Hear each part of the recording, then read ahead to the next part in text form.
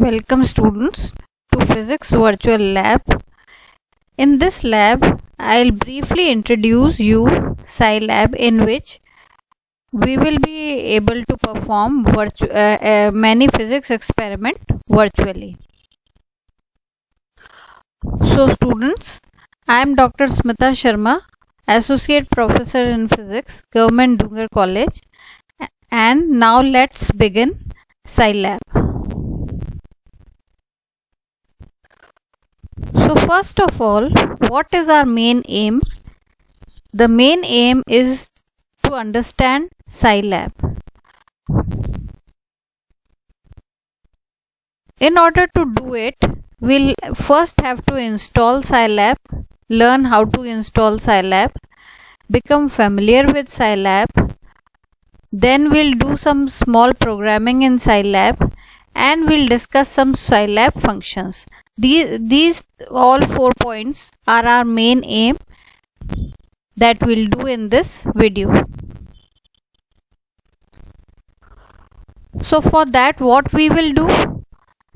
First of all, we'll install and run Scilab, learn useful workspace in Scilab that consists of several windows.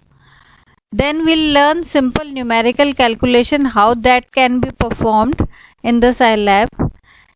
A very simple programming will be discussed here to give you an idea how it works. We'll also learn a simple plot, 2D and 3D plots, the basic concepts, and we'll get a brief idea of matrices, vectors that are helpful in solving differential equations. In the end, we'll discuss some of the main useful Scilab functions. So all these things we will be doing in this lab.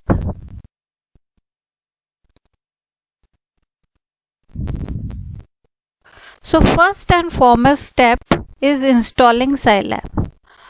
So Scilab is a numerical computational software that anybody can freely download, and it is available under Windows, Linux and Mac OS. So whichever OS you are using, you can suitably download Scilab. Now Scilab is a software, a numerical software, computational software.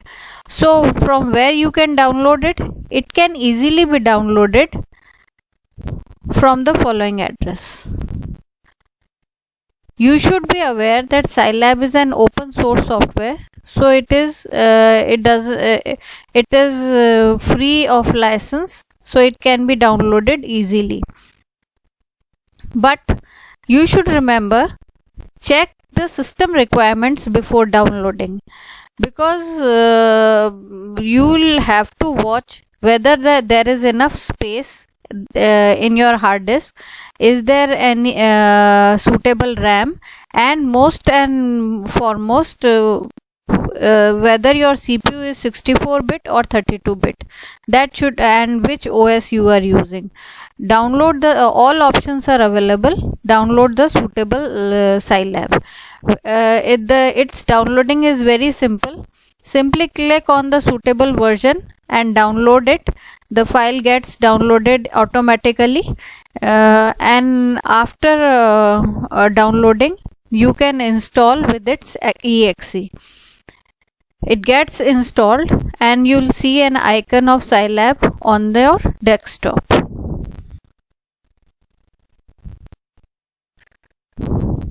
Now after you have downloaded Scilab, you will have to require it to open it. So whenever you open it, you'll see a particular window, and that is called workspace.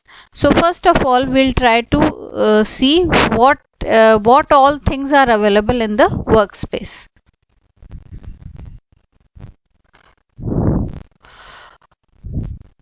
So whenever you click on the Scilab icon, you'll get several windows.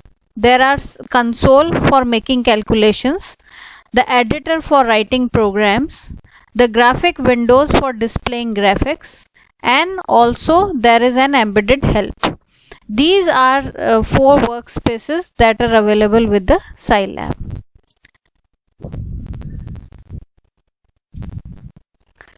Now first we'll discuss the general environment and the console. So whenever you launch Scilab, you double click on it, you'll see somewhat like this window opening on your computer. If you can see, there are these are 4 different windows. The center one is the console. This is called the console. This is variable browser, this is command history, and this is file browser. By default, whenever you open for the first time, by default all these 4 windows pop up, but the main workable area is the console. All these can be closed, all these windows can be closed and can be closed or called again whenever necessary. So file browser, simply we have all the files available. Whichever file you want to browse open, you can see from here. So simply by clicking here, you can close this window. This variable browser displays different types of variables that you define, and the command history shows you the history of all the commands that you have written in the console. All these, by clicking here, you can close them. Only the necessary workspace that is necessary is the console. So you can keep the console and close down all the 3. If you want them, you can open it anytime. That we'll see from where you can open it. So the main part of the Scilab is the console. So we'll see what the menu bar of the console holds.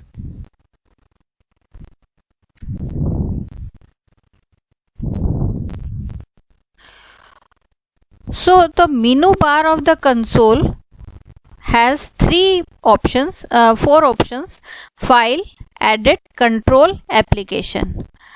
I am clicking on the actual Scilab program to give you the idea of what console is type. See, this is Scilab 6.00 console. It has file, edit, control, applications. So in file, on clicking it, you can see execute. There are several commands that are readily explainable to you. When you click on edit, cut, copy, paste, all editing features are available, along with preferences. In preferences, you can choose the suitable font or color or other preferences. If you click on it, then you'll get different types of preferences available here. See here. So you can suitably change these if you want.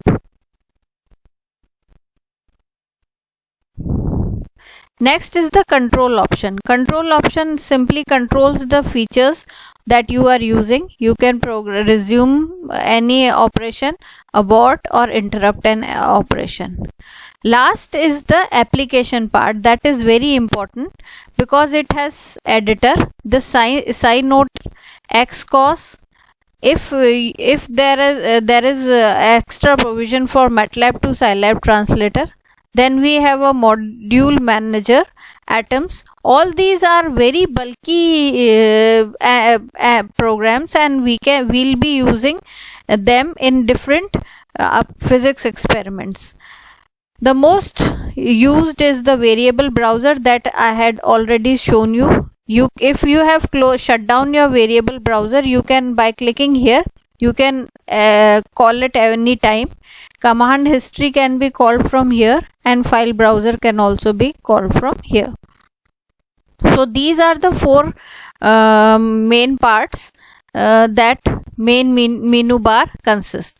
Last is the question mark. This is the embedded help. If you click on it, the help regarding whatever help you need, it can be asked.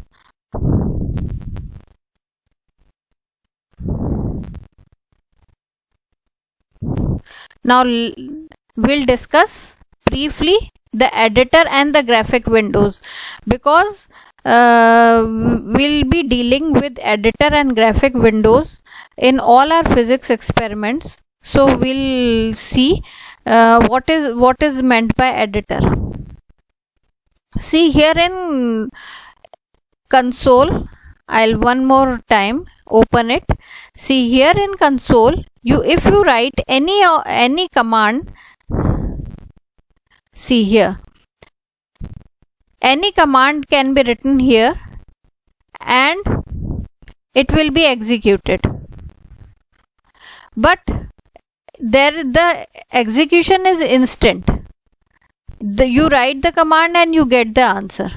But if your program is such that it involves 2 or 3 steps, it makes very difficult for here to execute it in a proper manner. So to execute it in a proper manner and to wait till all the steps are written, you can always use an editor. An editor can be opened by clicking on SciNotes. If you click on the SciNotes, editor window opens up. See, this is SciNotes. When I have already opened some of the files, that why it's showing, but by default it shows untitled, a blank page of untitled file, and number 1 is written here. As you write down your program, 1 2 3 4 points come, and this is the editor. By running it or executing it, you can run the software.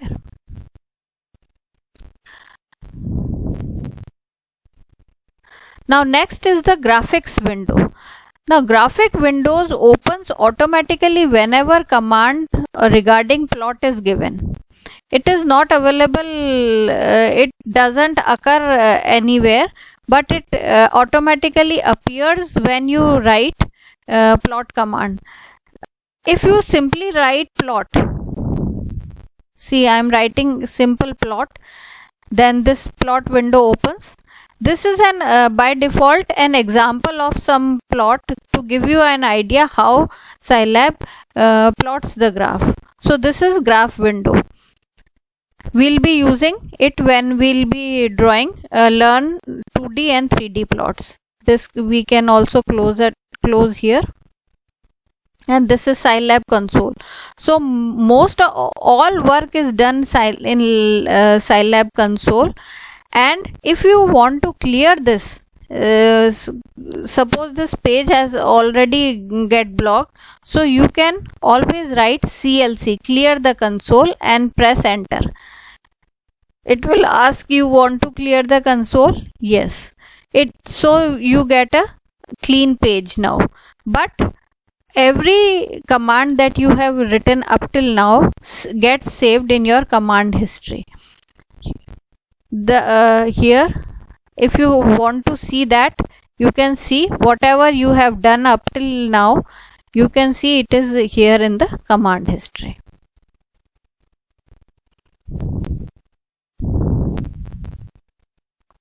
So this is the basic idea or Scilab workspace where we will work. Now we'll start working small numerical calculations that we can do in the Scilab. So we'll begin with very simple numerical calculations like addition, subtraction, etc. So we are familiar. For addition we can use plus sign, minus sign. For division we use exponent, we use a carry sign. All these signs are same and can be used in the Scilab. I'll show you by working it in a console. See, 4 plus 3, simple. It is very simple to use. Simply you have to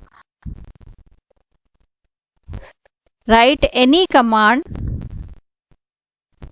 and it will execute it. So these simple addition subtraction can be done in a like as in a calculator. If you want to calculate square root, then you will have to write sqrt,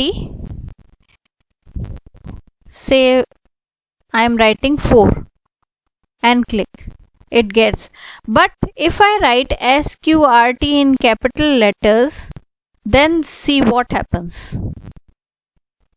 It writes undefined variable. So please remember that it is case sensitive. Do not write capital.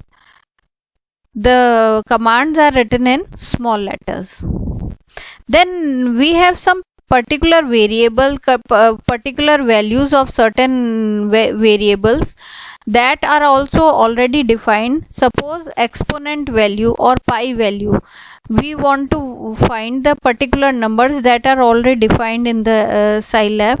That can be used by writing %e.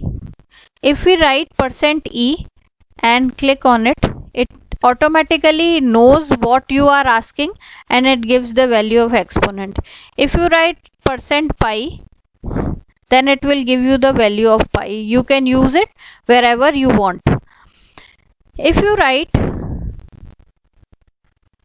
%i, then it knows that this you are talking about a complex an imaginary number. Suppose you are writing 2 plus 3 into %i, then it will know that it is a complex number and it will take and store in that form only. Because there are several commands, sometimes we forget what command we actually want. So suppose I want to find the factorial of something, but I don't know the actual command which Scilab uses. So I can always write FAC and then click on the tab button. So it will give you some of the ideas which command do you want, and you can use it suitably. So help is also readily available to you. So these were the some simple numerical calculations, and by doing it you can see that it is very easy to handle and we can suitably use it in our physics calculations. Now we'll start with some simple programming. Now it should be remembered that Scilab is not a computer algebra system. It calculates only with numbers, and all calculations are done with the help of matrices. Actually it studies, it processes everything in form of a matrix. It may not occur, but it takes it as a matrix. So how to define a variable? Because in physics we are already concerned with the variables. First we'll clear the screen and then we'll start. So first and foremost, you should remember any variable must have a value. If I write simply, I write p. So I have not defined p, so it will say undefined variable. I don't know this. But if I write p is equals to 4 into 5,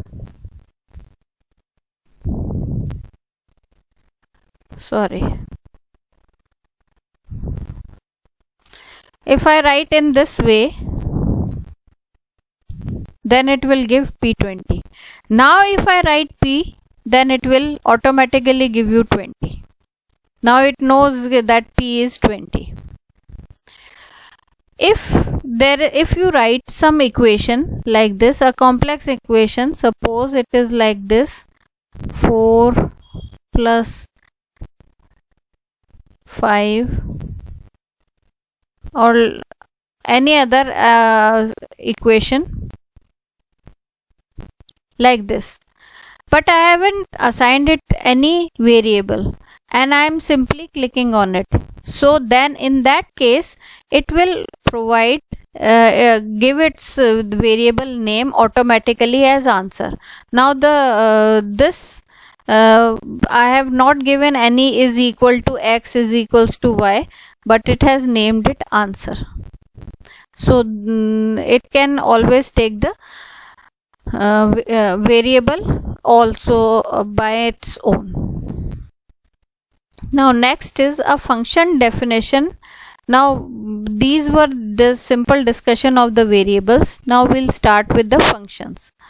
A function definition of, now when we want to define a function in the Scilab, the function's definition begins with function and ends with end function.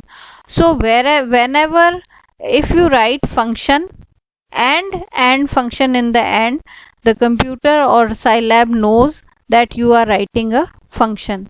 So I'll show you one of the function that I have written here already.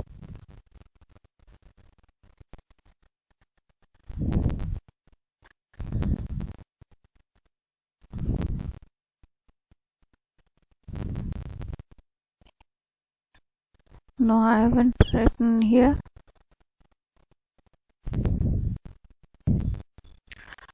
No, I haven't written here. I'll write it down here on the console. I'll write. Suppose I am writing. I want to convert euros in dollars.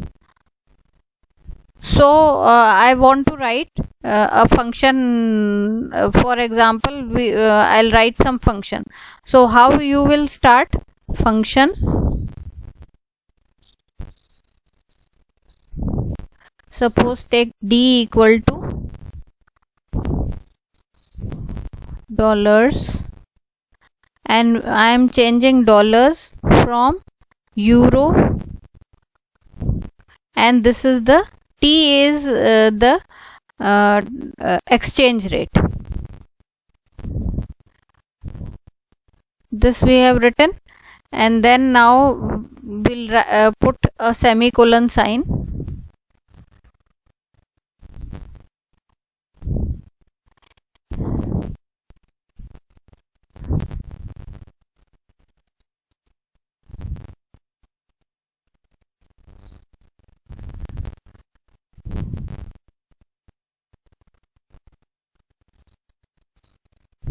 Sorry.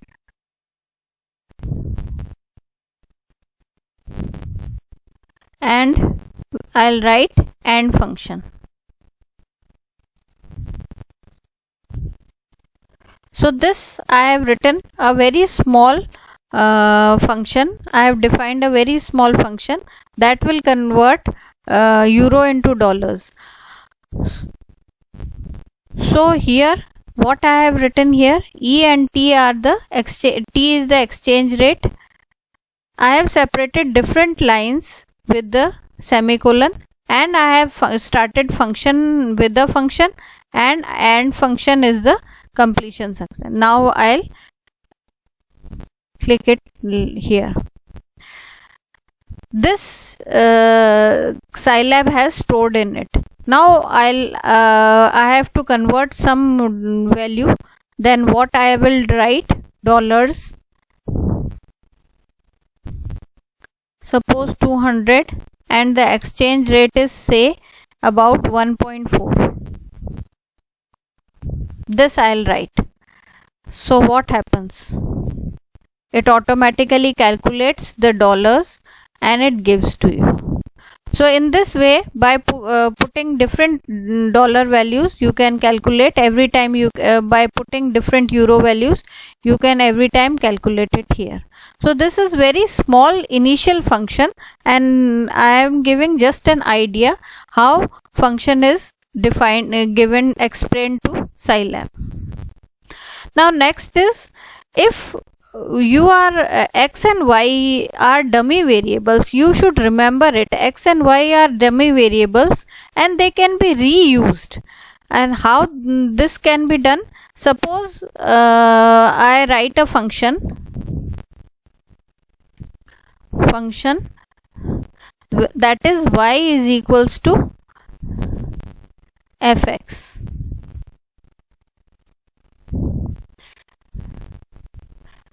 now what is y? I'll define y. Y is 36 something. I'll write something complex, say 8 plus exponent of minus x. I'm writing it in a very complex manner so that we can get the idea it calculates or not. And then again semicolon. Remember, you will have to put semicolon to separate the lines. And now I am closing the function, so I'll write end function.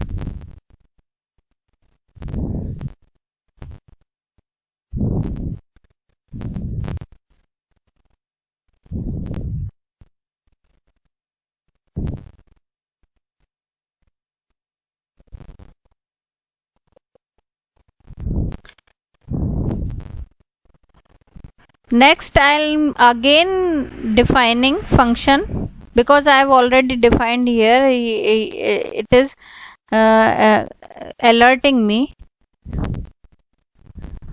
that this thing you have already defined.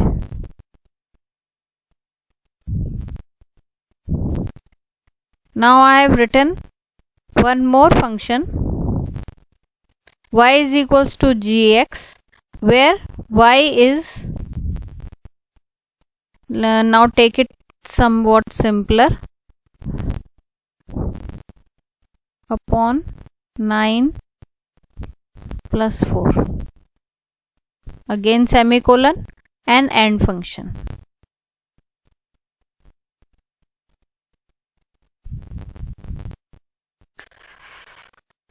So these two things I have written, and these two functions I have defined.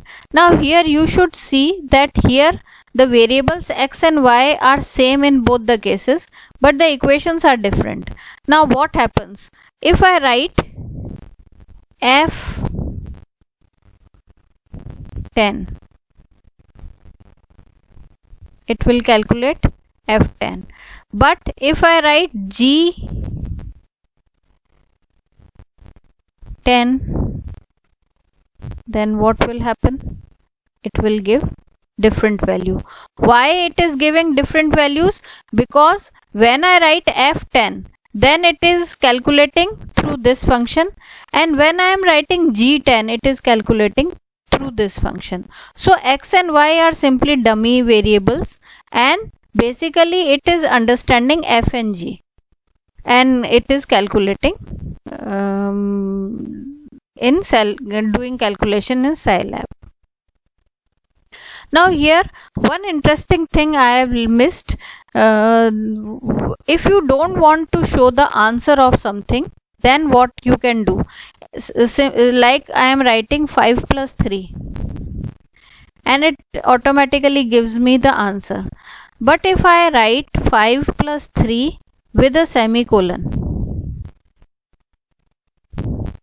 then what happens? There is no answer. So if you don't want to display the answer, simply write semicolon along with the question. Then in that manner, answer will not get displayed. Now next is how to write a vector. Because we'll be dealing physics, we deal with vectors, column vector, row vector, matrices. So how to write a column vector or a row vector, we'll see this. So if we want to write a column vector, what you will have to do? Suppose I want to write 3, 4, 5.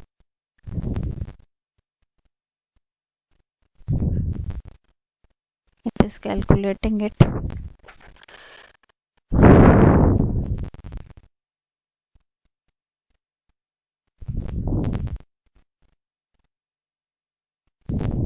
See.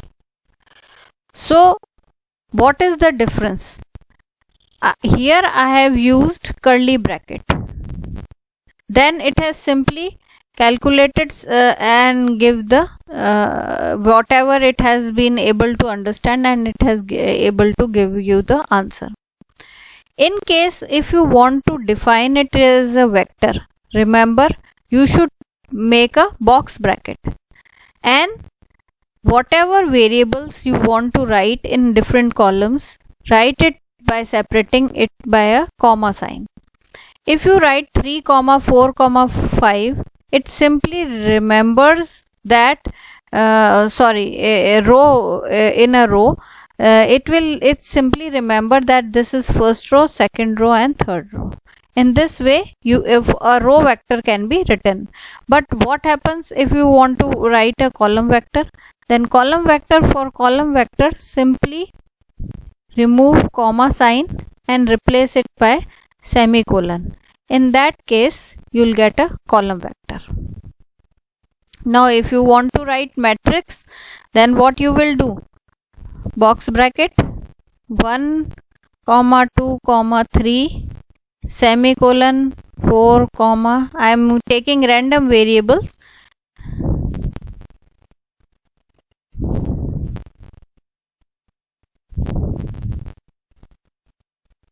and close the brackets. We'll be taking, always remember you to use square bracket for row vector, column vector, or matrices. So this is your matrices. So these are the features that can be used whenever you write your specific program.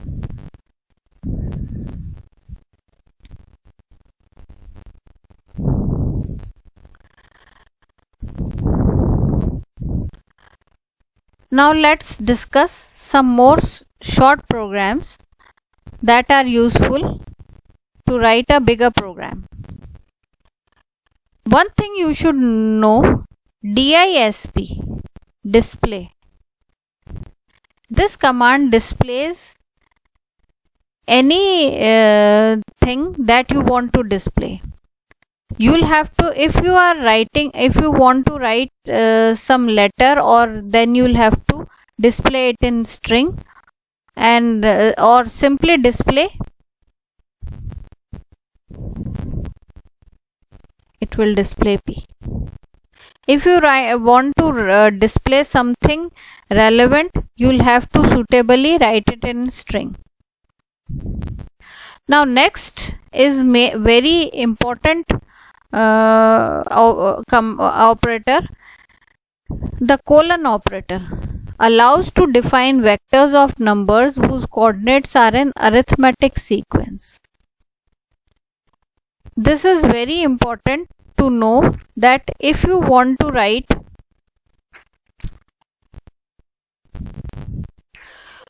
so here when we give colon, we first give its beginning value, then steps, and then ending value. We write in somewhat like this manner. It is possible that ending value is not reached, and if step is not mentioned, its default value is 1. See, I'll write something. Suppose I write 3:10.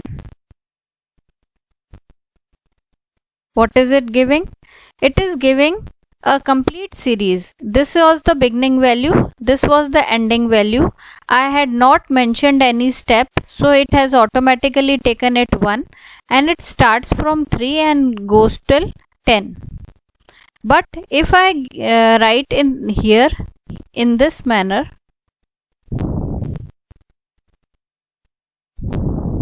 then what will happen? I have written, now I have asked him to start from 1 to end at 10 by taking steps to 2 steps. So it has in 2 steps it is written in this manner. So this is the operator which you can write for if you want to process the function for a very long values. You can always give the limits. From here you have to start, and here you have to end. So or you have not to in that way you can unnecessarily you'll have to not have to give any values. Next, we know in our many calculations it is necessary that we have to calculate the same value again and again for different for different sets. Suppose we are integrating from 0 to 1 and in a very small steps of 0.01. So again and again we have to calculate the value of y with respect to x, and so same program cannot be written again and again. For that we use loop. So the best loop structure for fixed number of iterations is for and end loop. This you can use to write a number of iterations that are being followed. Suppose there is a question that calculation of 20 terms of a sequence defined by a recurrence relation.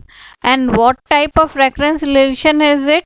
That's first value u1 is 4 and you have to calculate un plus 1 equal to un plus 2n plus 3. It is somewhat like this, and you have to calculate 20 terms of the sequence. So for this we'll be using for and end. Let's see how you can use it. I'll write this in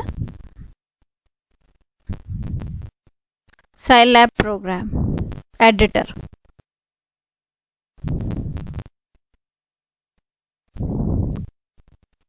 See, the first value is taken as 4 and then I have written for or and loop. I have first written n is equals to 1 is to 20, so starting value is 1 and I have to take 20 terms, and then I have written the recurrence relation that was provided to me, and because I want to display the result I am displaying it n and un, and I have ended it. Whenever I execute it, I can execute here. There are some buttons available here also. I'll simply go and save and execute it. The results will be displayed in the console. See here, all these results are displayed here.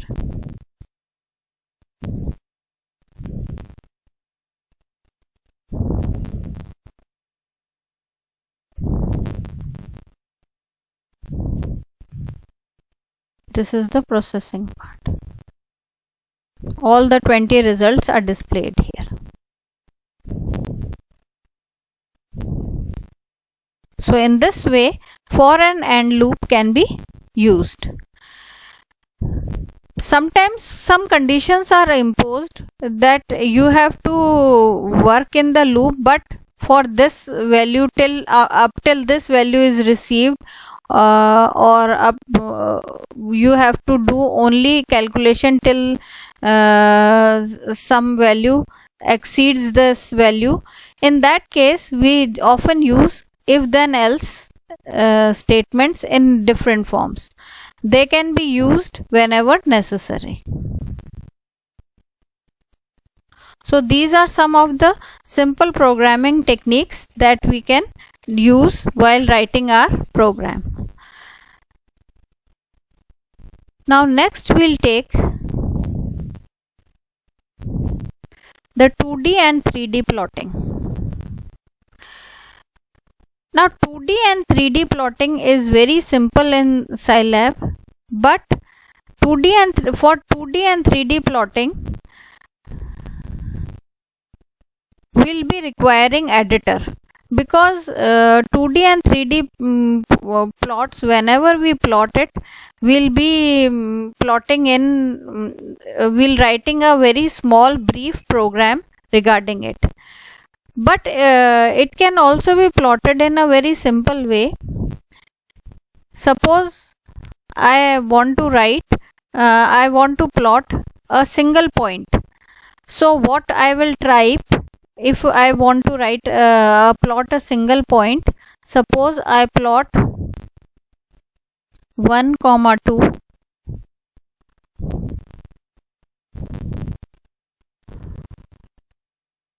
and I want it in red color. This I'll tell you 1 minute.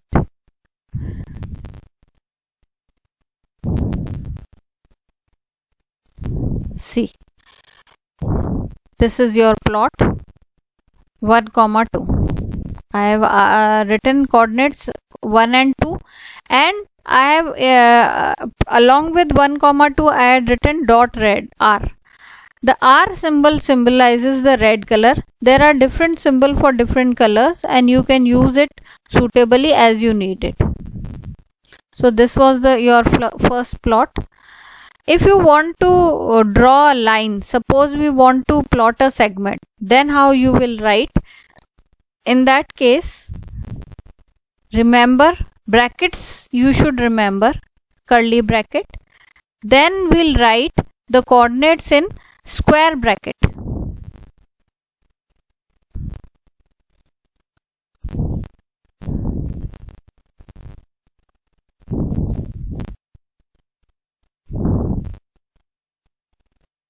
And we'll close it down. If you are not giving any color, then by default color will be displayed. I have not written the command, what he will do. See, you will get a straight line. So remember curly bracket and square bracket. This you should remember it. Now if you are writing for a function, if you are calling a function and you are defining a function in terms of x, then the command that you use generally is x equals to linspace abn, where a is the smallest value, b is the largest value of the highest value of the variable, and n is the number of values that has to be calculated between a and b. This I can show you in the editor.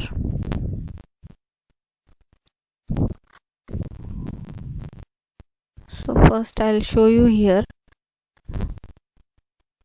I have not used here lin value, but I have used the assignment operator colon. If now I execute such a program, then what will happen? See, it is simply plotting y. Sine graph is being plotted. Now I'll use the lin. So if first of all I have defined a function that x is y is a function of x, and this is the relation between them, and I have ended this function, and then I want to plot it for a suitable range. So I have taken initial value -2, final value is 5, and the steps I have taken 50, and I want to plot it. Now what happens when I plot it? So this is your two-dimensional plot. So if you carry on a very simple way, you can easily plot any graph, but what you want to do should be clear in your mind. Similarly, 3D plots can be plotted, but for that you have a different function which is called a surf function. It has 3 input variables. All 3 are defined by x, y, z, and x and y are vectors. So when we will define x and y, we'll be using linspace. I'll show you 3D plot also. See here. Here the function is defined. Z is a function of x and y, and z has been defined in terms of x and y. Now x, the values of x and y are clearly given, and because z is dependent on x and y, so it is also been defined. Finally, we have given, in order to plot, in order to know the Scilab that you have to plot the figure, I have given the command surf. So if I execute it, what happens? you get a beautiful diagram of 3D plot. So in this way 3D plot can be made in a very small program. There are several other functions also. Curves in space may be plotted using Param 3D. All these you can use according to need. All these are available and very properly documented in Scilab, so you can use it as you need it.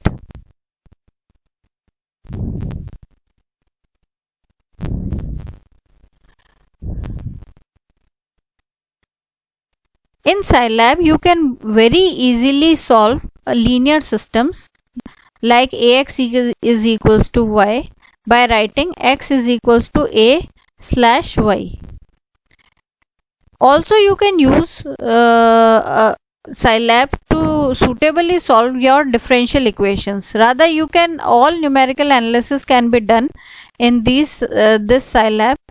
This I will not discuss here in detail, because this we will discuss when we'll be taking our physics virtual lab of quantum mechanics, where we'll try to solve the Schrodinger equation, differential equation. There we'll discuss in detail.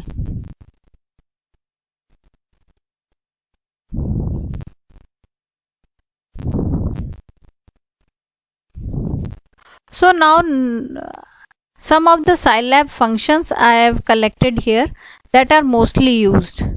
These are the functions that are generally used for analysis. These are some for probability and statistics. These are necessary to be familiar for displaying and plotting. And finally, these are for utilities. So these were the some of the Scilab's functions.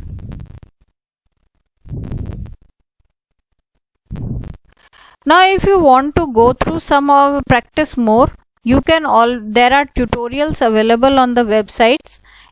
Also on the Scilab website also tutorials are available, and on the open there are many tutorials available for practice.